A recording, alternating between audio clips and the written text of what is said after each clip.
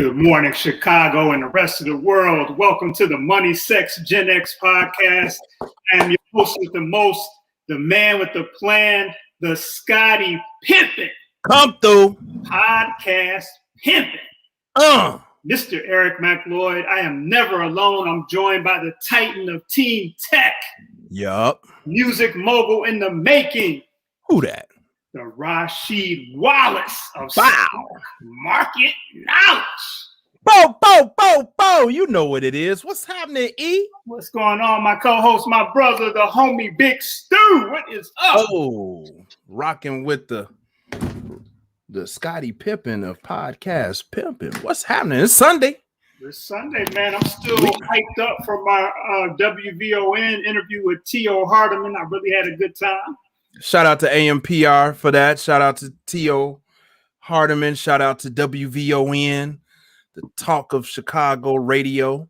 Great interview early. We've been up at it since early, pushing this whole agenda. Yes, we have. It's been phenomenal, man. Been phenomenal, bro. Yeah, it was a good show. Good show. We're still getting a lot of great feedback about that show from this morning. Absolutely. AMPR, Africa Porter, Melanie L. Brown. If you need some PR representation, definitely holler at them. Holler at them. They got you. So what's been going on, brother? Let's talk about your week real quick. Just briefly, man, I'll just say this. I'm not going to go into specifics, but I had an amazing week in business. Now, other areas of my life I need some work on, but that's that work-life balance, bro. I had a killer week in business this week. Historical numbers. Historical. Wow. Okay. And so that was my week. What about you? How was your week, brother? My week was good, brother. My week was good. The weather is breaking a little bit. Ride my little mountain bike, so everything is good. All smiles here. Come through. All smiles. No spirits this week, E. Okay. All juice and water this week. All right. You doing Ramadan, or this is a personal situation? It's just based on the feedback from last week. That's all. Oh yeah, I appreciate that. Stu was swerving a little bit last week. Sunday brunch. There's nothing wrong with a little Sunday brunch. Stu, we got a banging show today, though, E. We do, man. I'm very excited to get into this. Before we got some guests that we're going to introduce you to in a second, but before we do that, Stu, can you let the viewers know about our merch? I have not figured this part out all the way, but we have some merch at our website, moneysexgenxpodcast.com. As a matter of fact, E, I just ordered some new stuff. So let me show y'all. Just go to the website, moneysexgenxpodcast.com, and you should see something like this, right? And then when you go to, look, I'm gonna show y'all this interactive, virtual interactive. Go to the Money Sex Gen X shop, and you'll see the classic Money Sex Gen X coffee mug with the red piping, Eric's favorite. We have merch for ladies. We have merch for home. That's a throw blanket. Hoodies. You still got to stay masked up. We got backpacks, socks, bomber jackets, towels. I love this organic cotton t-shirt dress. I love that. I just actually ordered that for my lady. Guys, we got boxer briefs. Nice. Leggings. Man, we got some of everything. Go to moneysexgenxpodcast.com and check out our shop. And go shop for yourself or somebody else. Yes, please do that. I'm rocking my MSG merch myself. I've been enjoying rocking it wherever we do things. So yeah, go get your MSG merch. I got my cup here. We represent to the fullest. Indeed. So that's that. Let's get into it. So today we're talking about the concept or the construct of being an African American. We have two guests. Mark, if you could bring them in for us. Let's go. Yeah, buddy. We got Asada Kirkland here, and we got Sean McGee. I'm going to start with Asada. Now, we asked Asada for her sort of corporate bio or whatever. I'm not going to go with that because I do know the queen. So I'm going to tell you what I know about her. I met, as I have with many people, I met Asada through an ex of mine. And the next thing I know, I was taking Scientology courses. Wow. Stu, you hear me, Big Stu? Wow. Courses. I was taking courses on procrastination, on money, how to be a better parent, all this different stuff. Asada started something called the Soulful Chicago Book Fair. Wow. I was honored to be, I can't take a lot of credit for that, but I was involved in the early stages of that, and that became a really solid event in the city. Asada is an author. She has a book called Beating Black Kids. As I told you, Stu, she was featured on CNN. Yeah, I saw that clip. Yeah, you saw the clip. She loves to dance. She went to school in the area. She might tell you what school she went to if she wants to get into that. She's a native New Yorker and a crypto investor. Wow. I did not know that. Yes, so that's Asada. We're going to come back to you and let you tell the people who you be. Then we have the brother Sean McGee. He is founder, guitarist for the DC area-based adult contemporary hip-hop band Black History. DMV, stand up. The name Black History extends from a desire to make music that is so important that one day it will be considered Black History. He is a graduate of the Morgan State University. Come through, HBCU. Come through. He's an avid supporter of HBCUs. Come through. Love it. Love it. Asada, can you tell the people a little bit more about who you be? I love that intro. I was so happy you didn't read it. I was like, reading bios is whack.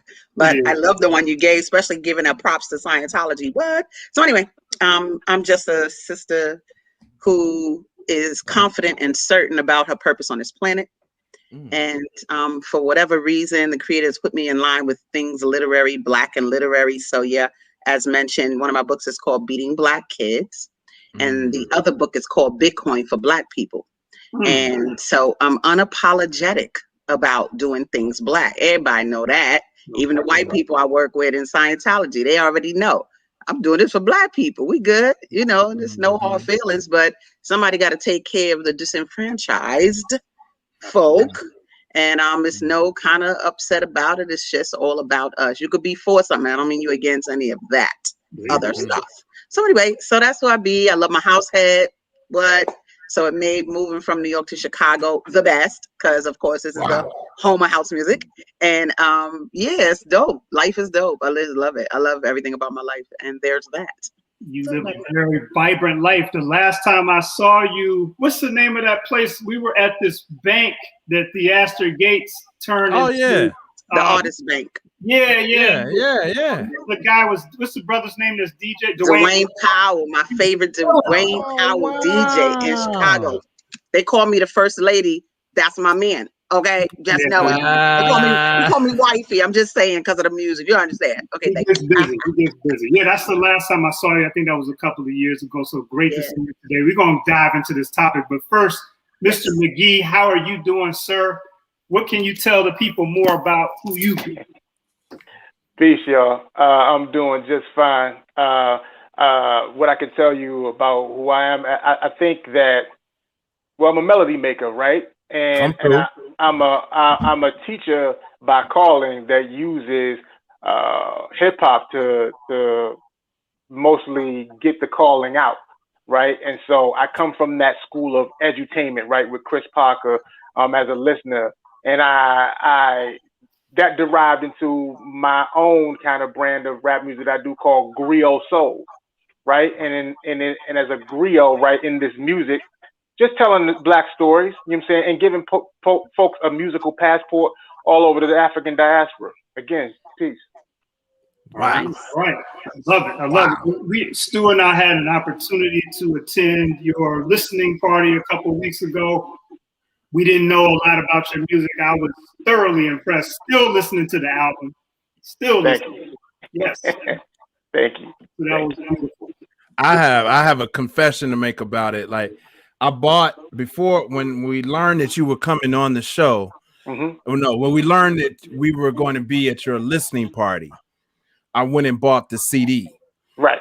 But I have not cracked the CD case open yet. It's it's actually still in the envelope. And, Yes, indeed. and so what I've been wanting to say this, like, I want to be able to listen to the album. Like, I still want to listen to it without cracking open my CD, but we'll talk about that later, man. Well, look, since you said that, right? Okay. I'm going to make the bridge way so that you can do that.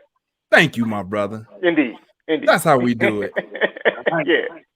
All right, before we dive into this, I'm going to do a quick public service announcement for this podcast. I got to say this to the people. Listen, we had a couple people hit us up this week. Let me explain something to you all, and I'm going to be respectful, but I got to say this. This podcast is not for the timid, the scared, or the weak. All right? We had people reach out to our team, and they not sure, and this, that, and the other. If you're not sure, or you worried about your job and your situation, this is not the show for you. You know what I mean? Like, you might either want, I'm not going to go there, but this is probably not the show for you, right? Yeah. This is not it. We come here to talk freely. We're talking about what's on our mind. We're talking about what's real and what impacts us. Please don't contact our people playing games. Like, we got a lot of people interested in the show. We only want those who are strong enough to come on. All right. Let me. Hey, E. I know you always do your homework, but I wanted to. Can I jump in, man? Can I? Please do. What is the response to some folks today are afraid to admit their blackness or to speak up for their blackness? Like, to your point, there's some people like, I don't know if I want to. That's a topic. I don't know if I want to speak on that topic. What is that streaming from? Asad, I wanted to give that question to you first. Where's this question about associating with my blackness? Where's that questioning coming from? Low self-worth. I mean, just real basic. Low self-worth, and it comes from, we can do the whole slavery vibe. Definitely, boom, boom, boom, come from slavery. But you really have to. Sometimes people use it came from slavery as a scapegoat to looking at our behavior right now. Take responsibility for what's happening right now. We know it stems from a system that really made Black beauty an issue. What's beautiful, what's strong, even using the Bible. You know what I'm saying? My first book, Beating Black Kids, is a chapter called Spare the Rod, and this whole notion of if you spare the rod, you spoil a child. All this stuff comes from being suppressed by enslavers and using the Bible, which is supposed to stand for some spiritual essence, something. They just manipulated what was written to match slavery. We believed it. My thing is, I'm going to tell you my theory now. This is my theory. My theory, because, Black people spent a lot of time running the world, from Mansa Musa to the Moors to whatever. I really think that we got bored with winning all the time and was like, let's try this slavery thing. Let's see how this works. Oh man. Oh, word slave. Wow. Oh, and I, because if you keep winning the game and get boring, if Serena's ankle get broke, then that has to happen to make it fun to keep winning, or else it's no fun. Just keep winning. Sorry, you got some Kanye vibes going on with that statement right there. I don't care. So anyway, he was my brother roommate anyway, so there's that, whatever. But my thing is, now 400 years later, you kind of seeing, the brother just said he made an African diasporic album. So the consciousness is, we like, all right, we tired of this game. We got enough. We got it. So getting back to our original place where we have high self-worth, where who cares what they say about us? Who cares about, they calling us the N-word? Black lives gotta matter to Black people. That's it. Ain't gotta matter to nobody. You understand? And that's not to say what people are doing is legitimate. It's just to say don't front like Black lives really matter when we're not holding the drug dealers accountable. We're not stopping the killings. We're not doing the things that would make our own lives better. So when Black lives matter to us, then we could get down. Them mattering to other people, I don't even expect it to matter to them because they weren't raised that way. I just keep them out of my universe and I keep building my own self. The more attention I give to the quote unquote enemy or whoever, the more attention I give to them, that's less attention I give to my own self and my own people and our own agenda. So when you look at our own agenda, then that self-worth starts coming up because you don't constantly have somebody talking about, with their nonsense. So that's my theory. I love it. I want to say this and I want to get to Sean. Sean, the reason why, well, this is to all of us, the reason why I wanted to talk about this, I've been talking to a lot of younger people lately, and I've been talking to a lot of people who live in other countries who are Black. I just got married recently, as most of you know, and I'm married now to an international family. One thing, and I don't want anybody to, anything that I'm about to say for anybody to take it any kind of way, but we're talking about today, the reason why I wanted to do this is because I'm starting to see this pattern of people sort of, not a pattern, it's always been like that, people looking at, they hear the word African American, and I think they diminish most of the accomplishments, and then they just in their mind a lot of times just run to what they've seen in the media. I'll give you an example. I had to remind somebody the other day that the so-called African American has a global impact on people, whether you look at it through fashion, hip hop, spirituality. Now we got people talking about, like Casada talking about cryptocurrency and investing, any lane that you want to go in. And I went this far to say to this person, you probably have an African American advising you in several areas of your life. John, what you think about that? Well, yeah, I think that was critical for you to talk about the broad reach of, just African people in general. And when you talk about what people's associations are, a lot of that comes through education, right, or miseducation. And we know, for me as a former K through 12 teacher, I know the ingredients that they're putting into your intellectual food. And so they start very early, introducing Black kids to themselves and to their classmates as property. So they teach you very early on that to be African is something to be ashamed of. And not only that, it was something that our Africanness is something that we had to distance ourselves from during our enslavement, right, under penalty of death. So you're fighting a very uphill battle, one that's conquerable for sure, but a very uphill battle in trying to teach people the knowledge itself. I mean, that's got to take a lot of conversation to happen. No doubt. Stu, what you got to say on this? Nah, man, I'm trying to get going, let it flow, because I'm really kind of still hanging on the Black Lives Matter's gotta matter to Black people first. That is a topic of debate. Like, and I really want to kind of dig in on that, especially as we're talking about this topic, because one thing I may say, Asada, and I'm not on either side of that yet. I haven't decided my position. But when I hear you say Black lives got to matter to Black people first, before we push this agenda of Black lives matter to other people, it's hard for me to just settle on that, because I don't see us as like Black lives do matter to us. Black lives do matter to Black people. We better show it. But see, that's subjective. See, we'll turn this story into like the majority of Black folks it doesn't matter. Like, no, that's the 20% that is getting 80% of the attention. It's 20% of Black people who are screwing it up, right? I'll say that on record.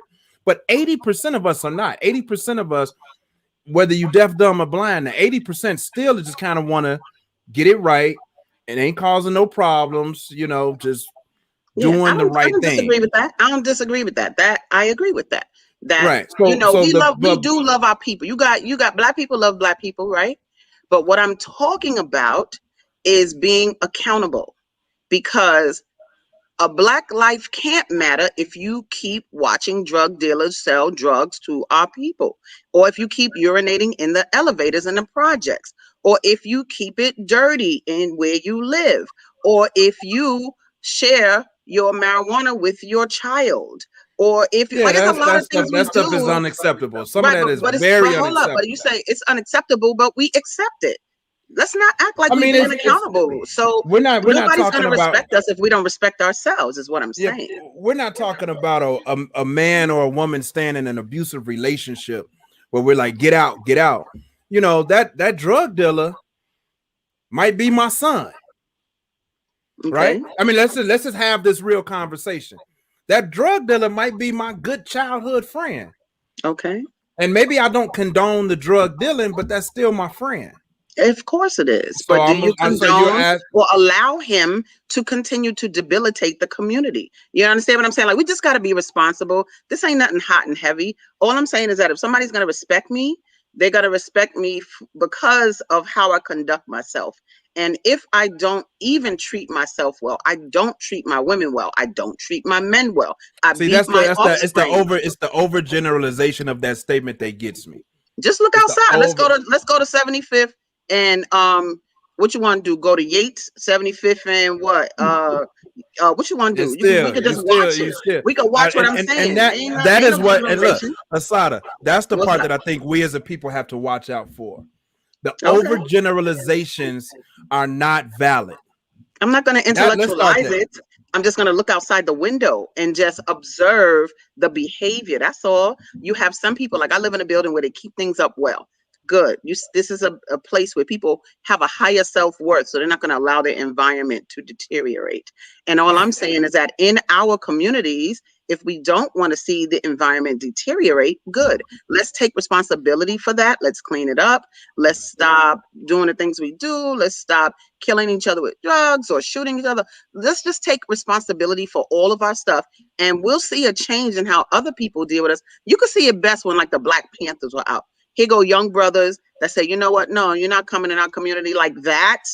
Here are the rifles. You're coming? No. You know, that's young people, 14 years old, 15 years old, protecting the community. And then they say, yo, let's start this lunch program. Let's start this breakfast program. So they brought the foods into the schools that we are so used to now. Now that was done by our people. So that type of behavior where you get a sense that that's high self-worth. You get a sense that we are protecting ourselves. We will provide for ourselves. Self-determination, Kuji Chagalia all day. So I'm just saying, you know, that behavior is a plus. And that is what we have to begin to do for ourselves. I mean, love ourselves. The majority of Black women, and I'm a Black woman, so, you know, I'm not trying to diss, nothing like that. But the majority of Black women can't stand their own hair. They can't stand it. They won't wear it, won't show it. Brother can't run his fingers through no hair. You know how romantic that is? Can't do it. Don't touch no sister hair. That's just low self-worth. It's a lot of layers here, layers of self-worth. We want to talk about what it means to be African-American. We'll be here all day and night on so many different levels, needing to segment it. But what I'm talking about is your life has to matter to you. Do you make your daughter feel good about her hair? And the fact I was loving at 5 years old when my daughter was like, Mommy, I'm ready for locks. And I was like, oh, I'm so happy. I didn't have to tell her you need to like your hair. Like that was something that she accepted. She wanted because she saw her mom like that. That's right. And then her values. Yeah, she saw me and her values. My daughter is 17. She has her own book. She's out right now on a job. She's a professional photographer. She has a website. So, you know, I chose to give her things that would empower her. And even though she goes through her little, you know, teenage body stuff and overall high self-esteem and a willingness to, and a love for Black people. Like she got a love for Black people for real. And it's based on, she see their craziness, but at the same time, she love it. You know, she love being a stolen kid. That's what I call us. Stolen kids, boy, we ain't no joke. So I just think we need to love ourselves and be accountable. Don't go like this when you see something bad happening. When I see them mothers getting ready to hit those children on the bus, I either could stand there, I could turn my head, but I don't. I get in it. I go to them and I don't make it a spectacle. And we get in it and then I take her attention off of yelling at him. And then I say, yo, Mom, if I gave you a book that talks about what we could do better, would you read it? And they always go, yes, I would. And I sign it. We take a selfie. You got to show love and compassion. So the responsibility of going and bettering us, we don't usually take that responsibility because it takes courage and it takes compassion and a bunch of stuff. So that's what I like this conversation. This is exactly why I wanted to do this. I got two things that I want to bring up. First and foremost, you and Stu seem to have a different opinion, Asada, about what state we are in as African Americans. What I want to ask is, and I want to ask everybody this, what metrics can we use to really determine where we are right now? One of the metrics that I personally use is how many Black families do we have? That's something that I don't feel like is talked about enough. I hear a lot of individual talk, and the men are talking about this, and the women are talking about it, the kids. But what about the collective, the family? Is that a metric that we should use to become stronger? Sean, why don't you take that? Well, I think there are probably several metrics that we should use, right? You just named one, E. But I think, we can use income, we can use education, saying the level of education attained, and then the correlation between the level of education attained and income. We can use property, right, as a big part of the ledger, and that's something that we really should dive into, probably because that's how wealth is generally attained and furthered in this country. And we see during the I guess what do we want to call it, the housing boom and then the housing fiasco, how we took most of the brunt, from these arms loans in this predatory lending, and how it kept us from growing at the same rate.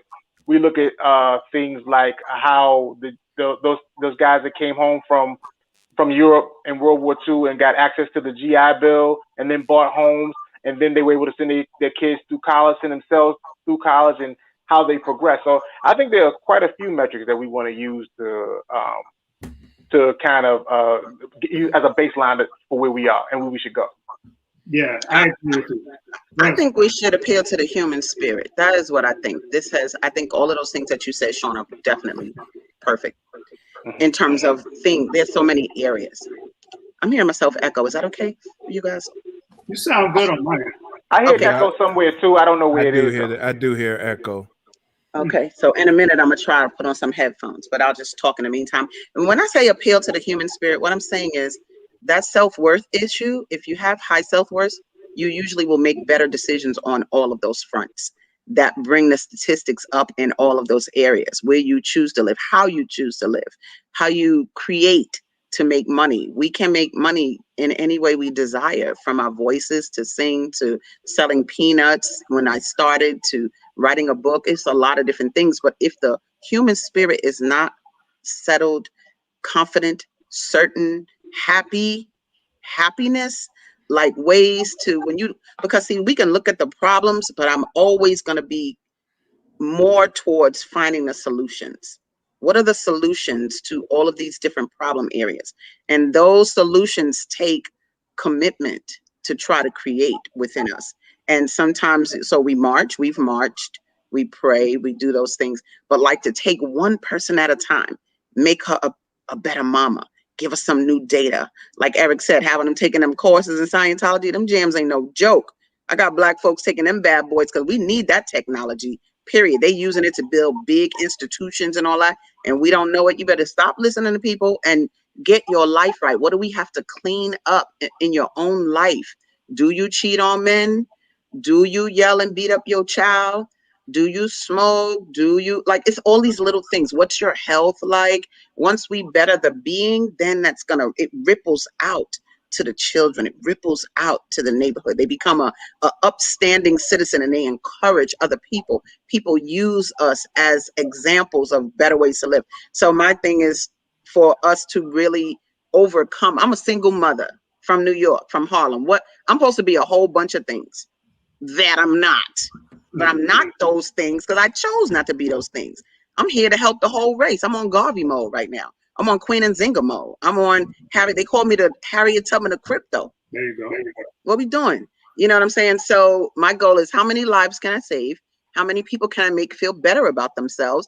At the end of the day, for real, I said this on social media. I think I'm going to change my daily statistic to how many people did you help today? Now, how much money I made? Because when you help people, you make money. They just make sure of it. Right. Don't look at you making money. White people don't control that. Other people don't control that. You control that, because we're all sent here with an innate ability in this world. You're supposed to do a particular thing in this world. Y'all chose this show. Good. It gives us a voice. It gets us out. Good. You know what I'm saying? Like, we all here. And if we just look at that overall plan to rehabilitate that self-worth and get that certainty up, we'll be good. We'll be really good in all areas. Now, I have this segment that I do every week called Actual Factuals. One of the things that I learned in Scientology is that words are very important. And typically when someone has an issue, it's because a lot of times it's because they don't understand a word. So I'm going to get into a word that I found, a researcher found. I don't know if you all are familiar with it. It's ETHNONYN, ethnonym. You all ever heard of that? Ethnonym? Nope. No. Okay. An ethnonym is a name by which an ethnic or racial group is known.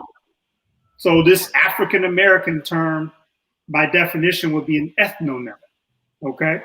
Now, my question, I want to jump into this now. And obviously, we know about the movements through time. So we had a time in history where we were being called Negro. Then we progressed through the Black Power movement and other movements to being called Black. And then, as many people point out, I don't know how accurate this is, in 1988, Jesse Jackson had this meeting where he declared that Black people want to be known by African American. That was in 1988. So the thing that I want to stress now is I feel like, and I just want to say is, I feel like we put a lot of pressure on ourselves and we talk negatively about ourselves as African Americans a lot of times.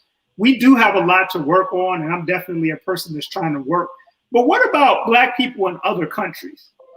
So, Asada, a lot of the things that you were just talking about, do Black people in London have to work on those things? Do Black people in Switzerland or, you know, Ghana and all of that? I feel like the conversation when it comes to us is always we're not.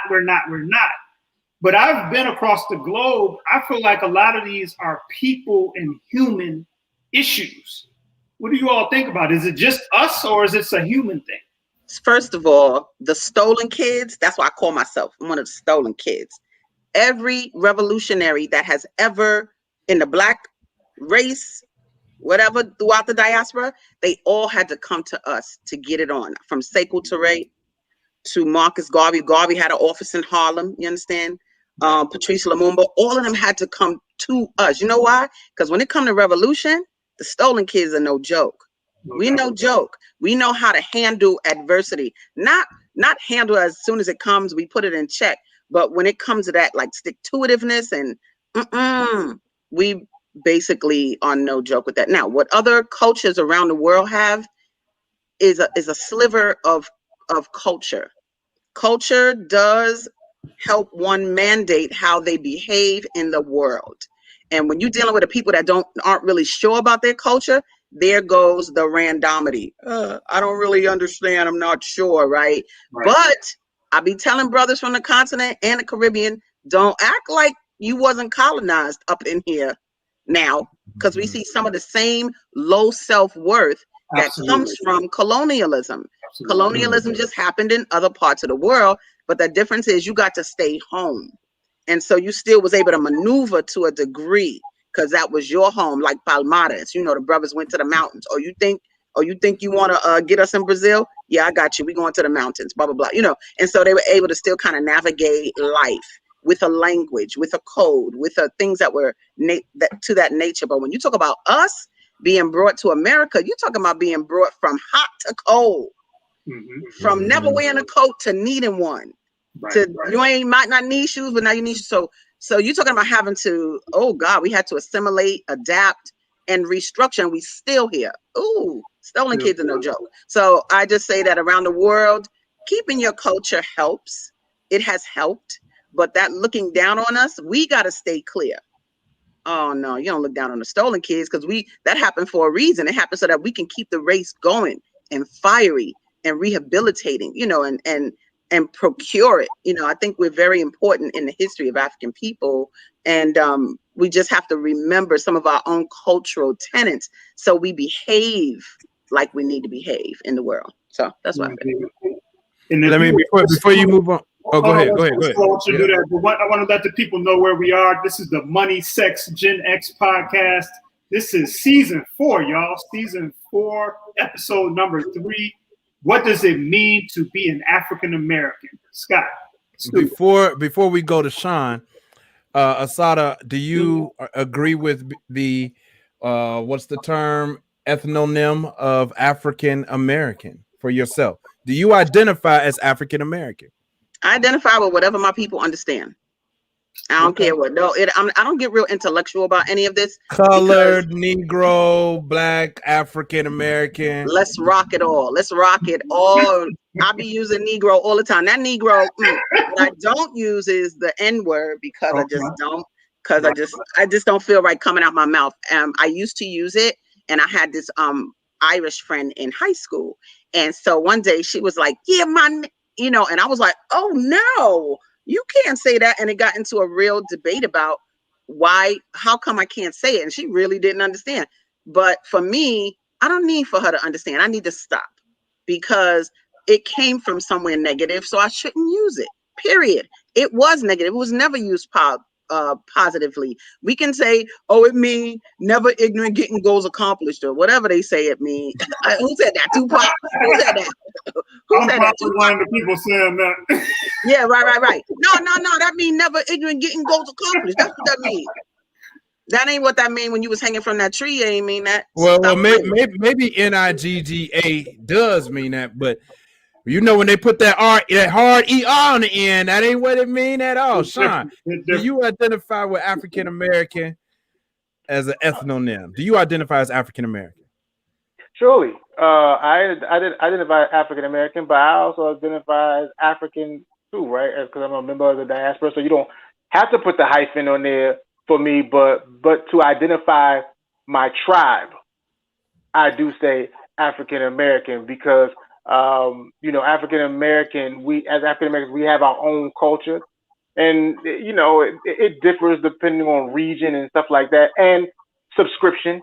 But I think we are Africans are a nation of many tribes, and African American is just one particular tribe. I like that. E, do you identify as African American?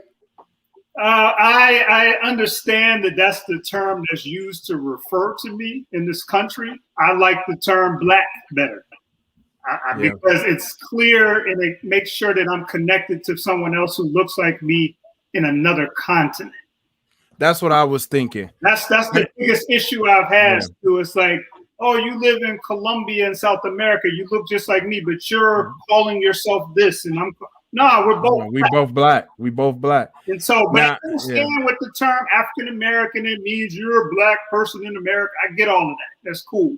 Yeah. But I feel like, and I'm glad you said that, Stu, because we got a lot of younger people that watch this show. Let's talk about this real quick.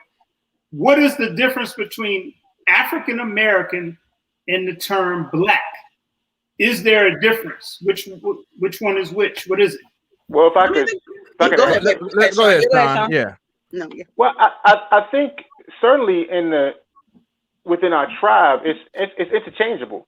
And even without our tribe, right? If you call somebody that considers themselves African American, Black, they're not going to be like, I don't know who you're talking to. It's the same. But African American is again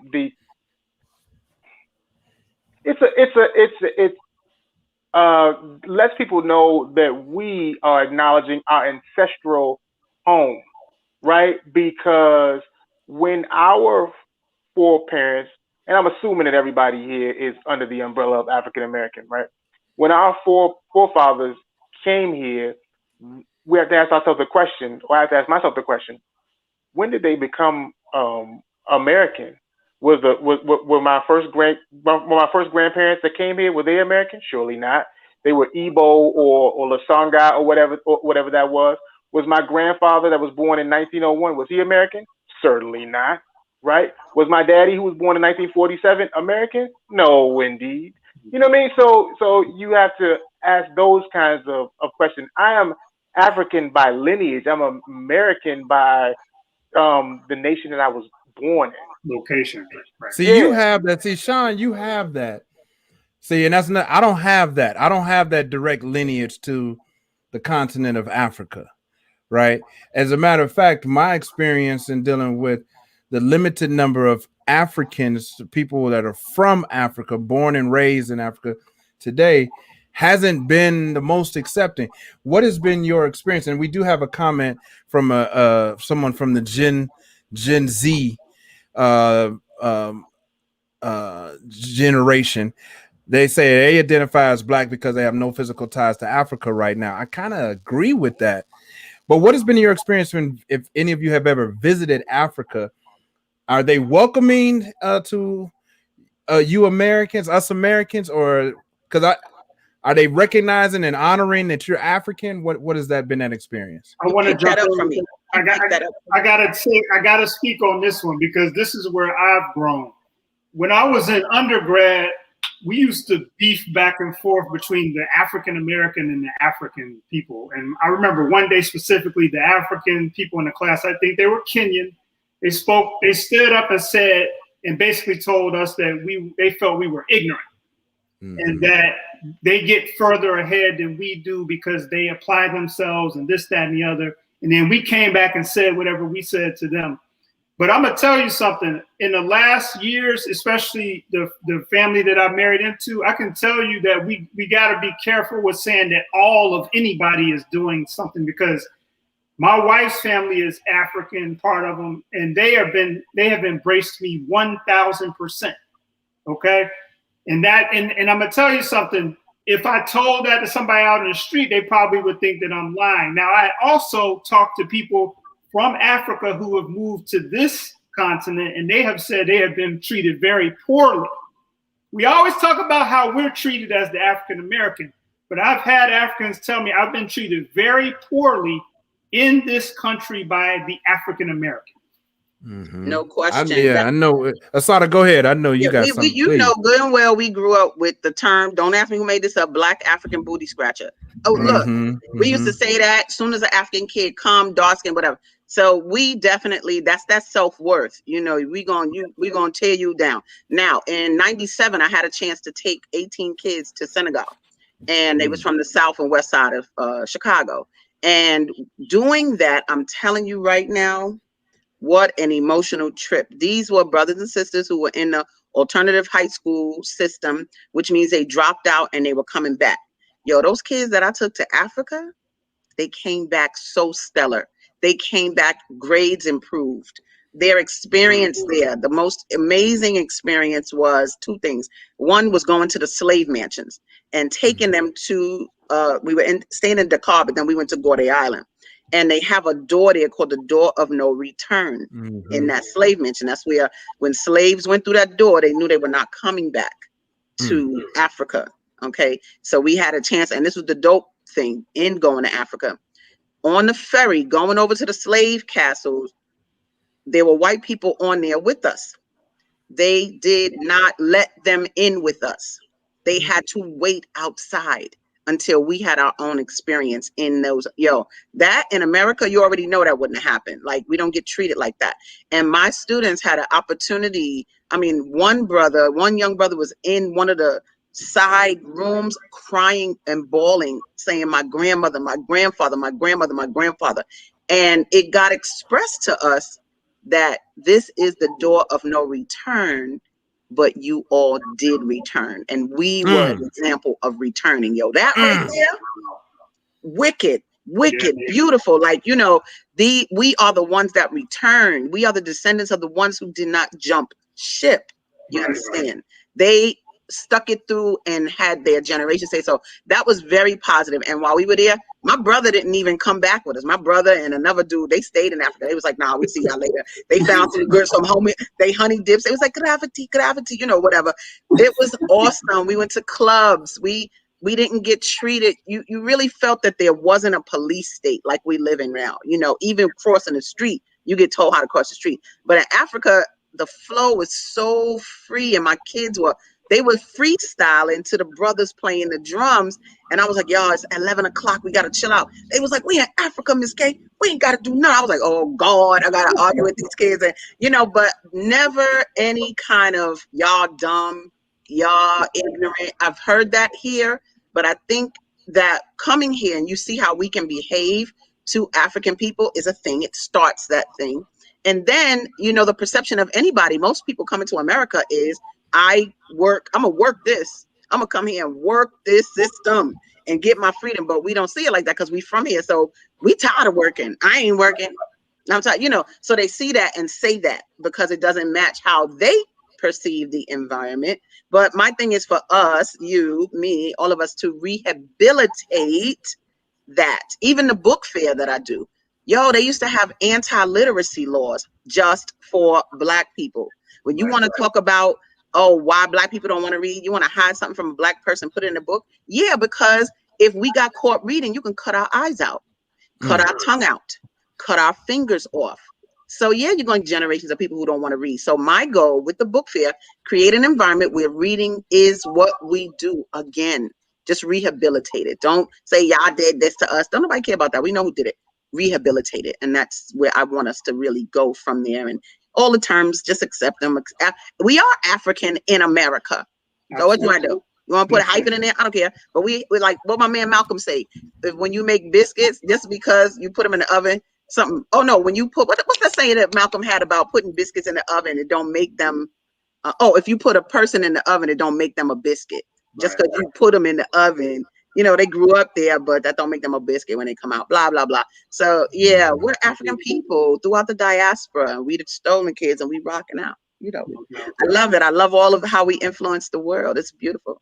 Yeah, no question. And like I said earlier, sometimes let's hear from Sean real quick. I just want to level it out. What's your take on that question, Sean? Excuse me, E. I didn't mean to cut you off, brother. Yeah, I think I'm kind of glitching in and out. It's cool. Okay. Well, what I was going to say is, in terms of what has been my experience and have I visited the continent, I have not had the fortune yet to visit the continent. And my wife, who also is African American, you know, has gone several times, and she's like, "Yo, you thought that when we went to Jamaica that was cool and you was engulfed in blackness. You wait till you go to the continent." And so I cannot wait to have that experience. I'm wearing my 1619 hat because we were trying to go during the year of return, but you know we didn't make it, and COVID and everything like that. But we still plan to get back. But to answer that question, what my experience has been with continental Africans saying that accepted me, right? So I think it's multifaceted, and I hate to use this term because it's becoming overworked. But I think it's important to use for the context of what I'm saying. That Black people are not a monolith. So because, you know, people on the continent are not a monolith, I don't want to look at my experience with a couple people and now judge over 50 countries of how they feel about me. Some folks have tried to say that I'm not, that no, I'm American or that we're American and not Africans. But I mean, I liken it to this. Whether I met my grandmother's grandmother or not, I'm still her grandson. And so if other people in my family say to me, we met her, so because you haven't met her, you're not her grandson, DNA is going to show that I'm as much as her grandson as you are. And it's the same with with calling myself African based on my lineage, right? You can say what you want to, right? But when you do my DNA, you're going to see it goes back to Africa. And when you look at my family tree, it's going to say it goes to Africa. And so my wrap up point is, I heard Colin Powell say this, that his parents said this to him. You cannot let other people's opinions of you become your opinion of yourself. Whatever that is, right? So if they want to say that I'm not, then that's cool, you know, but I know that I am, regardless. Indeed. Love that point. Now, here's something else that I feel like doesn't get talked about enough. So we're the so-called African American. From a cultural perspective, I see people many times, they'll come over here from other countries, they'll be Black from another country, and I will challenge them when we get in these conversations and ask them, you're from this other country in Africa, but are you living this African-American lifestyle? Do you have the same hairstyles as the people that are African-American? Are you wearing the same clothes? Do you subscribe to the same beliefs in terms of Christianity and all these different things? And I feel like that's the part that's getting missed. It's like wherever you're from, you could come here and be living the same cultural lifestyle that I'm living. And at that point, what's the difference? If you're a Catholic and I'm a Catholic, Asada, and I got on Jordans and you got on Jordans and you got your tight jeans on with the rips in them and all that, what's the difference between us at that point? Yeah, I think we can find differences in everybody, similarities. All of it is irrelevant to me. I think for the individual, let's say if I say myself, I've been wearing African clothes. I don't even own a pair of jeans. Like what? Like, I've been wearing African clothes since the late 80s, right? And it was a fad when I first got into it because I was encouraged by other young people around me. But then this is my way. Now, when I come into environments that are all white or black or whatever, it says a lot of things to a lot of different people. When I went to Northwestern and I got on that campus, I was militant to them, to black people. I ain't care about white people. I knew I was militant to them. But I was too militant for a lot of the black kids there. And I was, because I was like, why you get your clothes from the Gap? Why you don't wear African clothes? Like I was hardcore crazy. But anyway, but I never lost it because it really is a part of me. But when I'm in an environment with white people, what it says is there's no compromise here. This is who I am. What? You don't like my hair wrap? Oh, I'm out. Peace. It's no, cut my hair because I'm in corporate America. Like I'm not doing that. So there's another level of respect I get from people because of this is what I want to represent. I'm one of those kids, like I keep saying stolen kids, but I know I'm from Africa. So I wear African clothing and I rock it our style. I can make it my own. They'd be like, where's that from? I'll be like, wherever I want it to be. Like it could be for anyone, that's the beauty that we can do, here in this country. And so all of that stuff is just arbitrary to me. What it is, and like I said in the chat, I like to use black, like my book, Beating Black Kids, Bitcoin for Black People, because I am talking about the diaspora. I am talking about us because our situations are similar. Are we impoverished in certain parts of Africa? Whole bunch.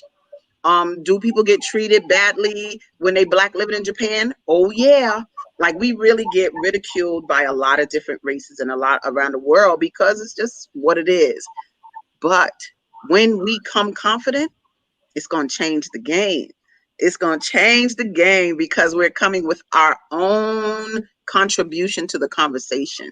And a lot of times we don't come with our own contribution. We come with an assimilated viewpoint and experience and just the way we look. We come with someone else's idea of beauty, someone else's idea of whatever, or even if your pants are sagging below your butt line and all of that is just an example of self-worth. That's why I say human spirit. Once you get to that, then the person starts to make a decision of how they want to emote to the world, and it reflects their overall experience. And then we can't fight the African retentions, eating okra and eating this, or talking this way, and they just come out the blood. All the Africanness come out how we are on any level, on so many levels, from what we eat to how we talk.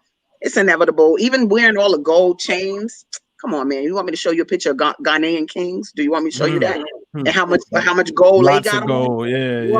Gold around their ankles, around their necks. So all of that is in a reflection of us as African people. Gold wasn't nothing to Mansa Musa. You understand? Mansa Musa was richer than any man on earth, even to this day. That's in my book, Bitcoin for Black People. So those things that we think are whatever, they're retentions. Even the way we dance. I did a whole presentation in the library system showing kids the African retentions in our current dance. The Harlem Shake looked just like Northern Africa Kiska by Ethiopians. The footwork juking that they do in Chicago look just like Cote d'Ivoire. They do the same movement. So I'm just saying this. All you gotta do is just connect back. It's dope. Yeah. I want to push on this a little more, right? So let's take this conversation to the next level. So we have people like the Nation of Islam, for example, that talk a lot about mindset. And Sean, what I want to ask you is, so I just asked Asada about the cultural element in what we're talking about, right? Like how you live on a day-to-day basis. How do you feel about that? And I want to bring this back up. If you got a Black person that comes here from Ghana, for example, and they are living the same exact way that you are, what does that say about the African American experience, if anything at all? Are they an African American at that point, or are they just revert back to being Black, or what are they? Well, I think from my optic, I acknowledge that the United States' main export, its main export is culture, right? And whose culture are they exporting? Ours, right? So whether it's jazz, whether it's rock and roll, so whether it's hip hop, those are all cultural exports that have gone out through the world. And some people align that with America, and some people can have the knowledge to align that with African Americans. But I think that also there comes the danger of when people have been enslaved, and that is who they have become to the world. Because sometimes, even to our own, right, even to continental Africans or folks, continental Africans, they may think that they can lay hold, and please, I'm careful with generalization, but they may think that they can hold our culture without feeling like it. They don't have to. They don't have to say that it came from African Americans, but rather that it came from this cultural umbrella of America, because people feel like they can use our stuff for free all the time, right? And so I think that's important to say that some folks may not be equating what they're doing with African Americans as much as they're equating it with doing what's being done in America as part of the American dream. Wow, I like that. I feel that. I never thought about it quite that way, but that makes sense to me. Stu, I'm not hearing a lot from you, brother. What you got to say, man? Oh man, when you have royalty, African, Black, African American royalty like this on here, it ain't a lot for me to say, man. They holding it down, bro. Like this is what's happening, man. I'm over here learning. You know what I mean? That's what's happening. I'm learning. All right. I'm a student today. All right. Well, I'm gonna throw you an easy layup, my brother. And if you all just tuned in, this is the Money, Sex, Gen X podcast. This is season 4, episode 3. We're rocking out with Sean McGee, Sada Kirkland. Stu, have we evolved as African Americans? I'm gonna throw you an easy layup. Sure we have. Huh? Sure we have. Based on what? Sure we have. The first one I think is economically, right? I think this is just my opinion. Let me push you a little bit here.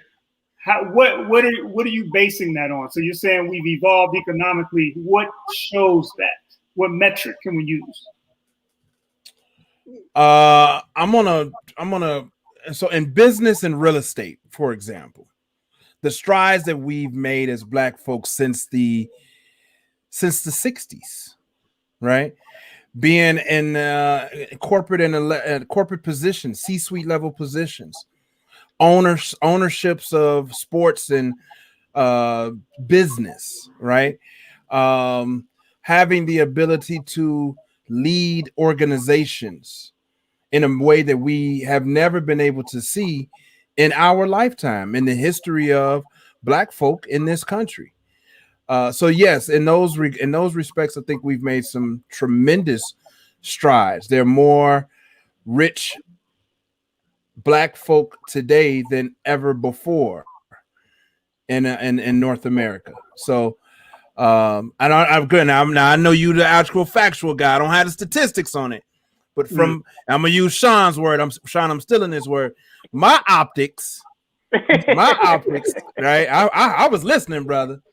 We are more economically inclined today than ever before. Okay. Yeah, I'm asserting that. You look like you got something to say. Before you say it, I'm going to say, brother, I respectfully disagree. Yes, sir. Let's do it. I don't think we've evolved very much at all. Oh my goodness. Please. Well, first of all, Big Stu, I do agree with you. And I agree Hey, with I you. got a win with a Sonic. Yeah. Thank you. You're crazy. You know I love you, Big Stu. You know I love you. Absolutely. Yeah, I agree, because it's not that black people. Let me tell you the evidence. So here in Chi-Town, it's getting warm. Them people coming out to the lake. It's a certain area over here on 63rd Street. Yo, brothers, what's those new buggies they got? It has two wheels in the front and one. Yeah, the two wheels in the front and one in the back. Yeah, I've seen at least 10 of them. Now, I ain't in no Beverly Hills. I'm in the hood. Okay. Where they come from? Like, we have money to do things. We are the biggest consumers in the world. What needs to change is the game we play. We just play a consumer game. Yeah. And so the money that we conjure up, some of it illegal, some of it not, in comparison to the rest of the world, we can do a lot of things. The game is just jacked up, and we've agreed to certain things. We've agreed to EBT. It's good. Give me $300. Good. I'm gonna use my EBT card. While you in the salon? Like, what you talking about? Why you have a Louis? What you talking about? Like, I'm just like, you know what I'm saying? Why you got Jordans? You got an EBT card. That is a choice. That's a choice to take money from someone who doesn't like you, and you're gonna keep that system in, and your children are gonna watch, and they're gonna keep the system in. I even kept it in. Why? I went to Northwestern. Why would I have EBT? Why would I do that? Because we do that. And then once I got into the crypto world, see, what I do with cryptocurrency, when they call me the Harriet Tubman of crypto, my thing is to emancipate my people through cryptocurrency, because it allows for a different type of freedom now. They can't clock you with your social. They can't clock you with your name. That Bitcoin you make is yours. And you do it. And we make, anytime my 17-year-old go, Ma, I need a new computer, and I go buy it. You got Bitcoin? And she go, oh. And she go buy a $2,500 MacBook, blah. Yeah, that's what we dealing with. Ma, we need an air fryer. Get it. You know what I'm saying?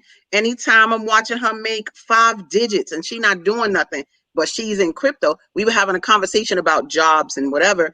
And she said, why would I get a job and I have Bitcoin? And I was like, oh, hello there. You're correct. So my thing is, we got to change the game. The brothers on the street got Bitcoin too. They've been doing Bitcoin for 10 years now. Yeah, no doubt. That's why there's so many why there's so many Bitcoin ATMs in the black community.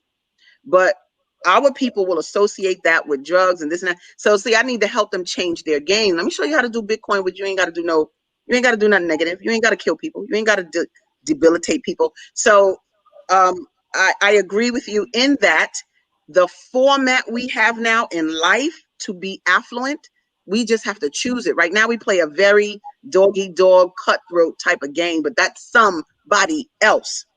Because our own innate money game was more like Susu's. Let's circulate money. Let's get you wealthy. We're going to pass the money around. You understand? It's just like what I'm involved in with Bitcoin. We circulate our Bitcoin. So we have a different mentality, and there were names for that same type of system in other cultures. It was the Hui in, if that's how you pronounce it, HUI in China, the Tanda in South America, where you circulate the money. That's different than how we were raised.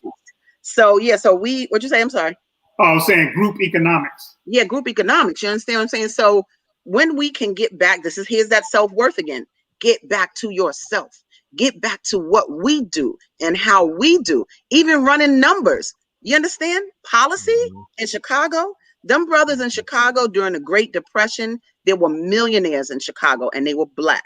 And they were black because they were doing policy. And they later called it numbers running, and they then later made it illegal and then started the lottery, their version. So when we do things for ourselves in our own right, affluence is easy, because the real thing you focus on, and this comes out of Scientology, when you want money, just focus on the amount of pro-survival attention you get.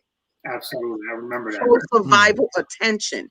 And that means every time somebody look at you, they are surviving better. Every time they utter your name, they are surviving better. If we can make sure our people are surviving better, that money will come to us because they'll feel good about what they're getting from us. And that's how we start our own movement, agenda. There's a book called Citizen Rising. I forgot the author, but I know him. He would die if I said I forgot his name, but Citizen Rising. If you could get that book, he talks about how we become affluent again in present time by self-determination. So yeah, wealth is not an issue for us. We just play the wrong game. Look, last thing I swear, for games in Scientology, there are 4 types of things you could do with a game. Look, you could be a game creator where you create the game and the rules. You could be a game player where you know how to play, but you don't run it. You don't make the rules. Or you could be a piece in the game and you get moved around. Or you could be a broken piece and you cannot play at all. So in most cases, we are broken pieces or pieces. And those people we talk about that make money, like you were talking about, Bistu, they're players, but they're not game creators. We must get into the game creation mode so that we can create what we really want, the ideal scene, not the scene we're in, but the ideal scene that comes from our own create. And that's what we need to be on for money. Yeah.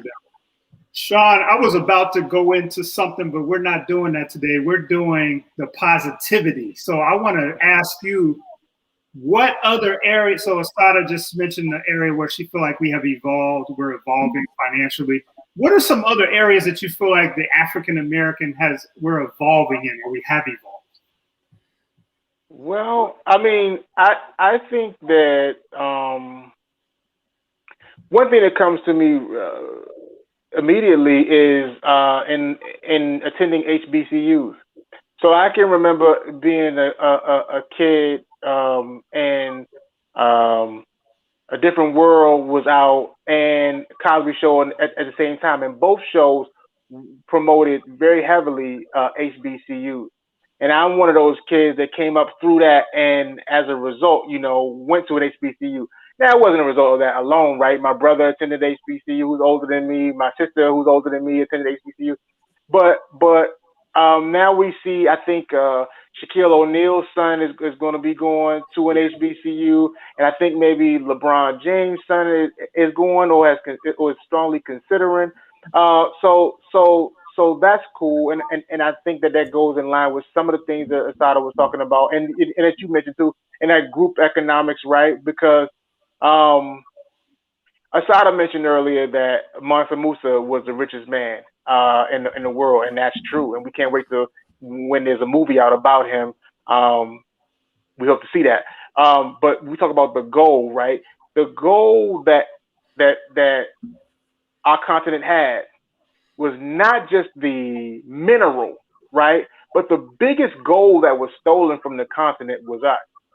And so when we talk about us as being gold and returning back to HBCUs, there's a lot of wealth that's coming with us. That the wealth that's coming with our mind, right? Our brilliance, because and that's very important. So I see,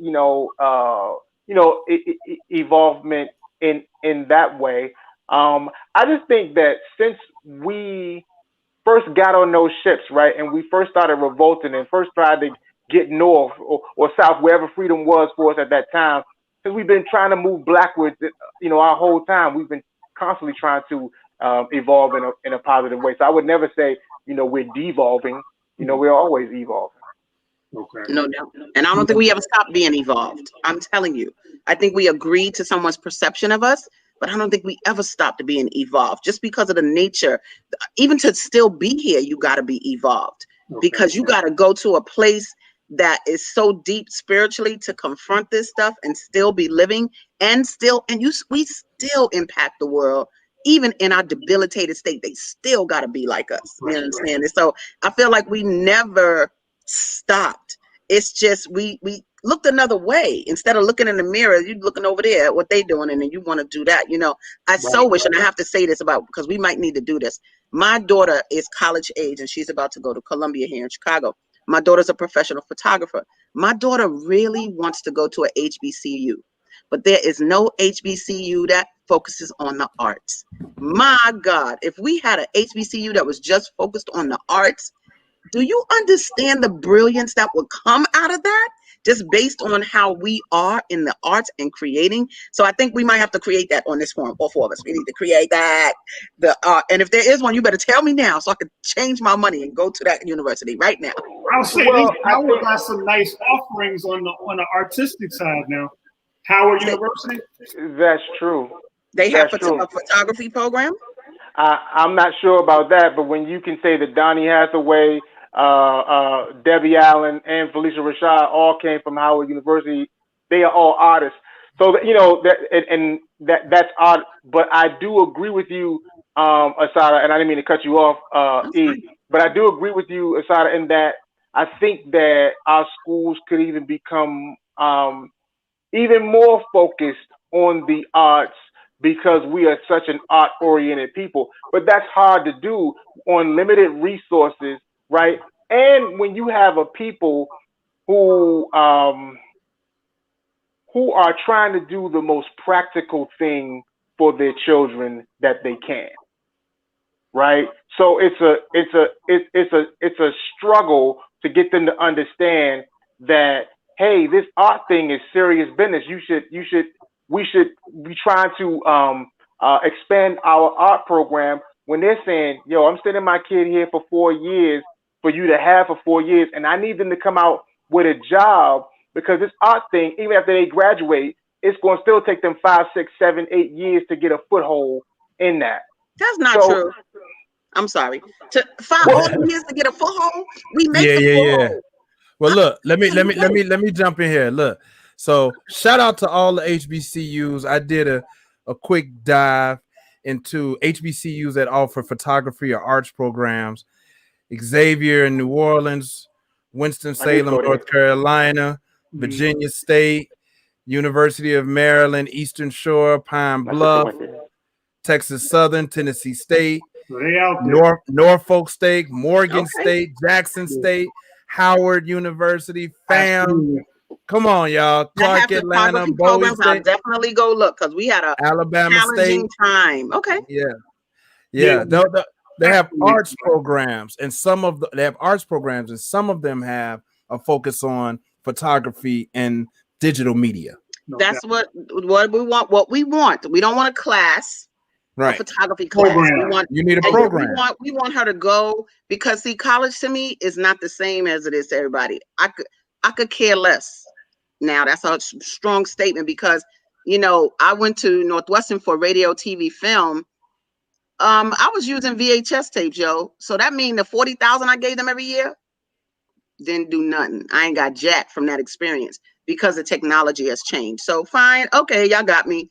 So I'm not heavy on that, but what I do when I told it, wherever you go, it needs to just help you blossom. So you come out, she already got a job, she already got a business, so she don't need a job per se. But I want us to really, I want our schools to really focus on it because that's where our hearts are as a people.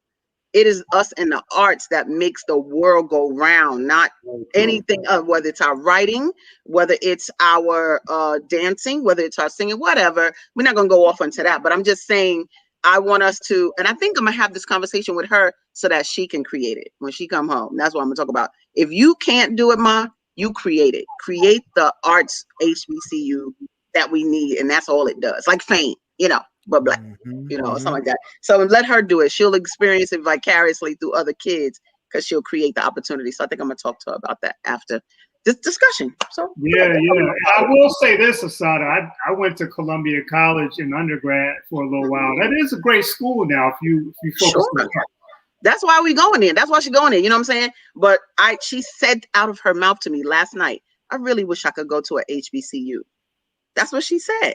She wants that experience. She wants to be around our people. She loves our people. She just don't want to sacrifice her career. She's been talking about her career and doing it for a long time. Her book's been out since she was 7. You understand what I'm saying? She's a photographer. So we need that institution to make her a better one. And that's it. And not just be a class. She had to start it at her high school. But our people, here's my thing. We can create it. And if it's going to be created, a lot of times we do it. African Americans. Because we've had to create so much, even jazz. even hip hop, all of that is part of this experience in this country. Taking what you know or don't know and using your innate excellence to create a genre, to create an art form, to create and that's not even what we're trying to do. We just being ourselves, and it's becoming those things. So now, if we could take the skill of making it become a thing and really make it become a thing according to us, it won't get stolen from us. You know what I'm saying? It'll be important enough for us to make sure we build ourselves, but you got to have good self-worth for that. So that's where that comes back to, you know, making it so that we feel good about being an African in America or wherever, you know. True indeed. I have a real whack reason why I did not go to a HBCU. It sounds super crazy, especially now that I'm older. But at the time, I was in VA, and we used to hang out at Hampton University in Norfolk State all the time. And I told my dad, I'm like, yo, I want to go to Norfolk State. And he said, cool, why don't you do the overnight visit? So we did the overnight visit, and within 4 hours, Stu, I was on the corner with a 40 ounce in my hand. Damn, being black. Yeah, we went to a party. We danced and all that. Oh, man. I ended up on the corner with some other gentlemen that I was rooming with a 40 in my hand. So my point is, I knew I couldn't handle things that, especially Norfolk State back then was buck wild. Yeah, so man. I would have just been caught up in the mix. Now, I will say this. I ended up going to the white school and doing the same thing. So that's why I say it was a whack reason. Because that was you. Your mindset is messed up. It don't matter where you are. You know what I mean? That's so right. I like that now. My daughter, I was kind of begging her to go to an HBCU. I really wanted her to go to Hampton University. Mm-hmm. Thought about Howard. I thought Howard might be a little much for her because she's kind of sheltered a little bit. It's a little fast. I think, Stu, your daughter went to Howard. Man, damn near broke her. But she decided to go to St. John's in New York. I think that's more her speed. I wish we could. I really would have preferred Hampton though, because it's the same laid. It would have been more laid back for her. But it is what it is. Well, I think I'm. Go ahead, Sean, please. Well, I'm just saying, I'm glad, Eric, that you said what you said, man. You brought the point around full circle because a lot of people, when I was a K through 12 teacher, what I had to fight was the black kids that I was, encouraging to attend HBCUs was that this gonna be a party school. You know what I'm saying? And you ain't gonna learn nothing. Listen to me. You get any amount of kids between 17 and 24 in the same place, they gonna be partying. And it don't matter whether they going into a HBCU or a PWI. They partying. You know what I'm saying? Yeah. So for sure. So I'm glad that you and even I'm glad that you put out there recognizing that Hampton and Howard perhaps are different environments than other schools, because those are more like Harvard and Yale of HBCUs, along with Spelman and Tuskegee and Clark, those are the things.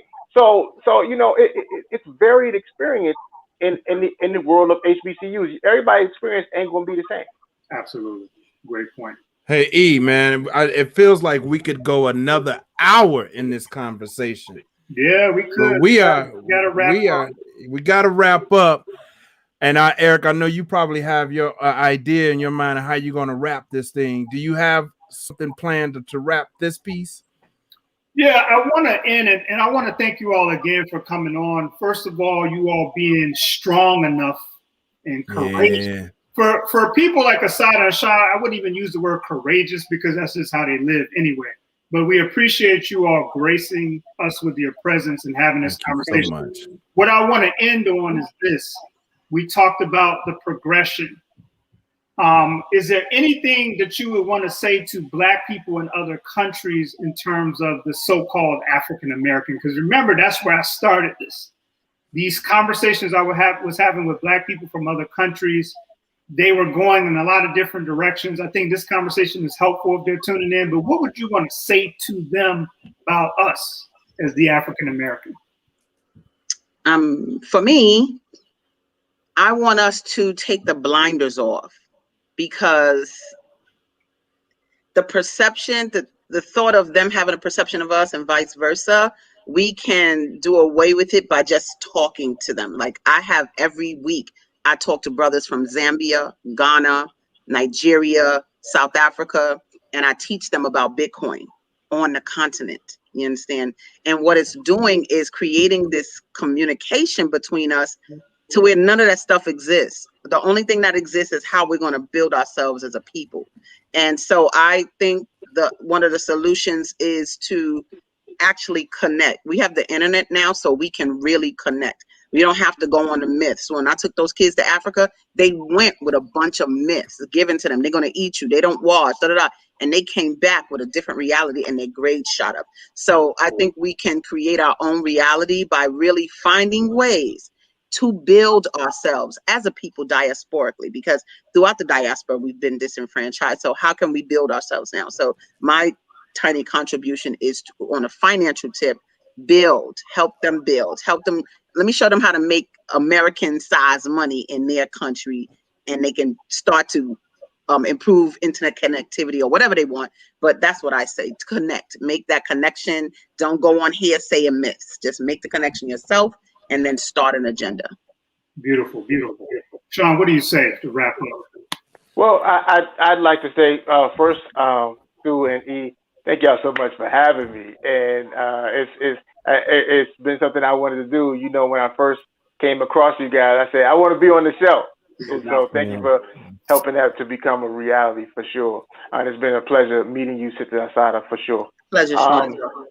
What I would like to say to wrap up is to members of the diaspora, especially as we talk about our continental brothers and sisters, or not, just all over the diaspora. So whatever your hyphen is, right? African American, Afro-Cuban, Afro-Puerto Rican, to focus on the first part, which is the African, right? And not necessarily the African American, African Cuban, because we don't want to be so tribalistic in the way that we're looking at each other, because the folks that oppressed us took a nation approach to oppressing us, right? So with the Berlin Conference, when all those European countries got together, and the United States, 13 European countries and the United States, to colonize Africa, they did so together so that they wouldn't fight amongst each other.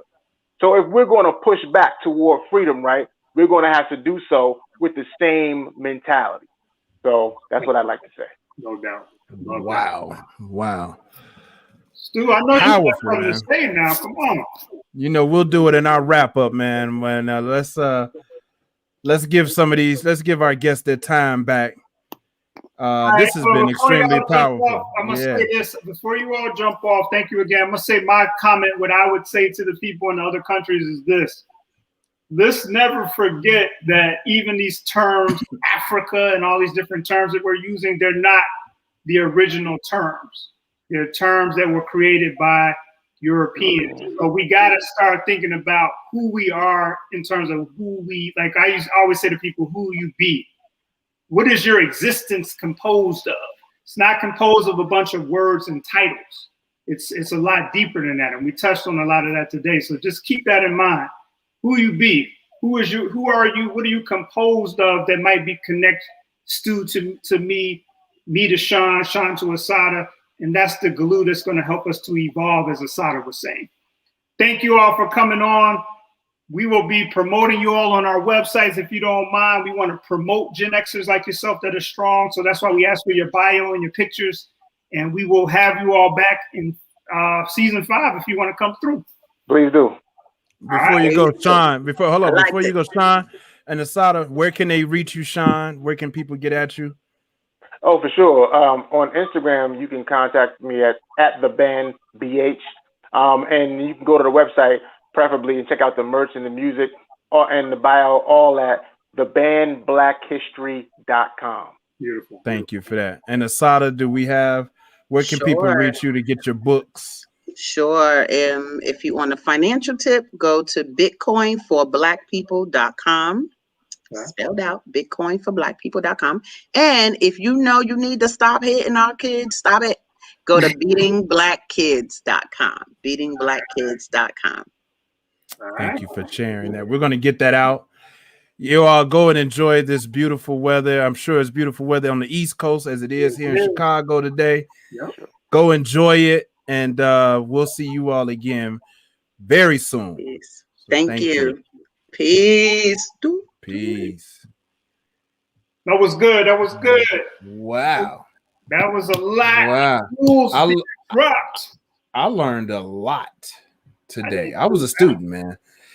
You know, my Black history education is limited to my experience. Of course, I know who Garvey is, and you know, I know who Musa is. I know Queen and Zinga. You know, I know what you better know. You know what I mean? In our generation, you better know some of the headlines. But I've never been to Africa, man. I often get, in my feelings about being only able to go back to Mississippi to trace my roots. I have yet to identify any family, real live, biological, or let's see, just like first generation, second generation family that's tied to the motherland. And I wish I had that, man. That really kind of pisses me off sometimes, man. I get a little angry about it, quite honestly. That I can only go to Mississippi, So, are you still there? Let's see. But we're going to keep it going. Asada is in the background. I see you there. Okay, thank you, Asada.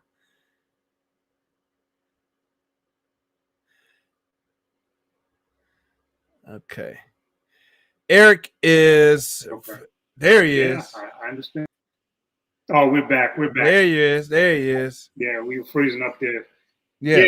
I hear you, man. I have not been to the continent of Africa yet. But you have international blood, right? You're Haitian, right? Are you Haitian? I am not Haitian, no sir. You American?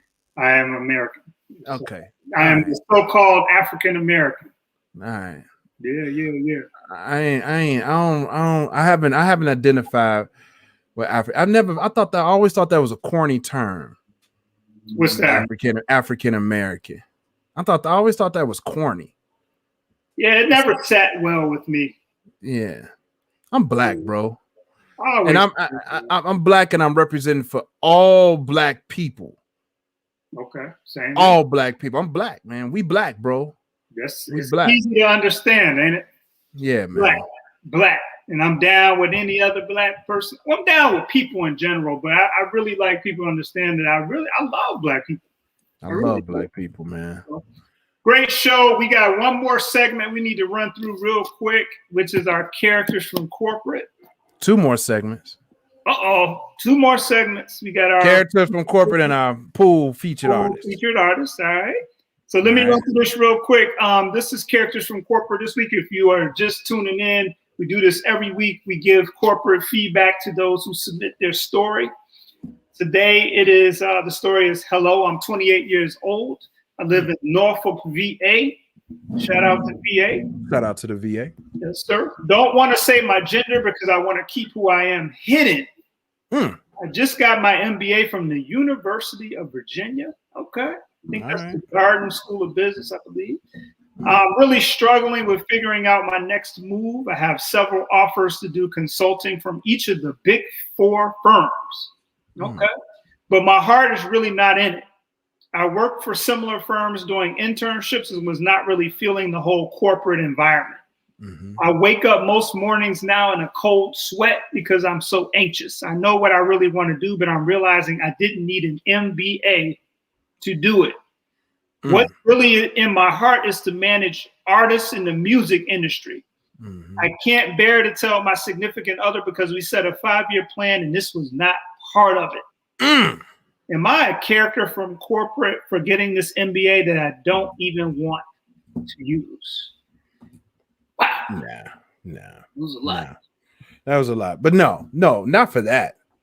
No, not at all. Not at all. The only thing that's going to make you a character from corporate is if you decide not to tell your significant other that your trajectory has changed, your vision has changed. Yeah. But since that's not the question, my answer, no, you're not a character from corporate because you got an MBA, but you're not using it. Who cares? Who cares? You got an MBA, period. So you have proven the ability to get an advanced degree. Okay. And I think that's what matters. You know, things change. So no, what do you say? I'm gonna let this person go, Norfolk VA. I'm gonna let you go on this one. I'm gonna say you're not a character, but I'm gonna start calling y'all characters for getting these degrees that you're not gonna use now. Things could change. Things could change. Like, things could change, but that's a lot. You know, the University of Virginia is not no punk when it comes to pricing and all of this stuff. Like, they spend a lot of money for that MBA. So I don't know, and I'm not the expert on education, but there's got to be more a thorough analysis that we can do to make sure we're going into the right career. Maybe to get a career coach. Right. I don't know. So I'm not going to say you're a character, but I hope we evolve from spending all this money unnecessarily. That's my take. Okay. All right. I'm gonna roll with you on that and start holding some people accountable for getting and using their degrees. There you go. Because I'm not big. I'm just like, get a degree. I don't care where you go to school. I mean, you know, we've had this conversation in one of our episodes about, you know, it's college, you know, about college. But, you know, just get the degree as normally. Just get the degree. Just get it. And then you could do whatever you want to in life. You got a degree, you know. But I do agree with you that at the rate, at the expense level of college or university or higher ed, then you do want to try to put it to use. So I'm with you on that. I'm gonna start paying attention to that a little bit more. Okay. So we got a pool artist lined up for our last segment. Yeah, man, and it's in alignment with the theme of our show. Okay. And this is we've heard from this guy before, Jay Paris. Jay Paris. Okay. Jay Paris. We heard from him. So we're going to get into, we don't do the whole song, but we're going to do Black is Black. I'm black, y'all, and I'm black, y'all, and I'm blacker than black, and I'm black, y'all, and I'm black, y'all, and I'm black, y'all, and I'm blacker than black, and I'm black.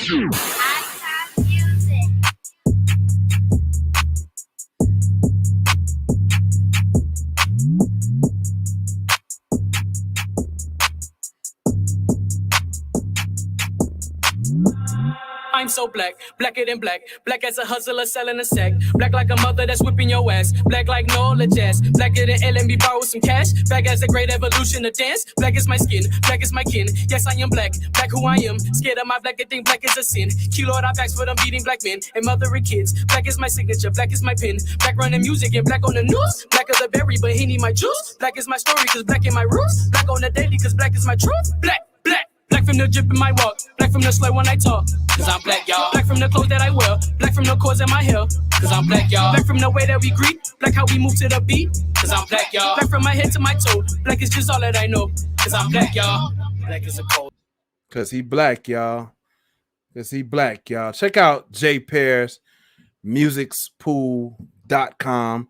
That's music with an S, pool.com. The name of that song is Black. It's a dope track. And I think it's befitting for today's topic. You muted, E. What happened to you? There you go. Oh, I was saying I like that one too. I think I'll go back and listen to that one. I usually go back and listen to these songs after the segment. So yeah, that was good. Good look. Yeah, that's a dope one, man. Enjoy it, man. Hey, man, get out there today, man, and go enjoy this beautiful, beautiful Chicago weather, man. Yeah, man. I'm about to pour this grill out. And get Are you? Yes, I am, sir. Man, do that. I'm gonna hang out with Trent. We've had a long day today, haven't we? Long day. I came back home, and for those who don't know, man, I fell a couple of weeks ago, and I thought I was good, but it kind of re-injured myself, if you would say. But today, man, I got in today, man, for the start of our day. I have really did a good job on getting my leg in order.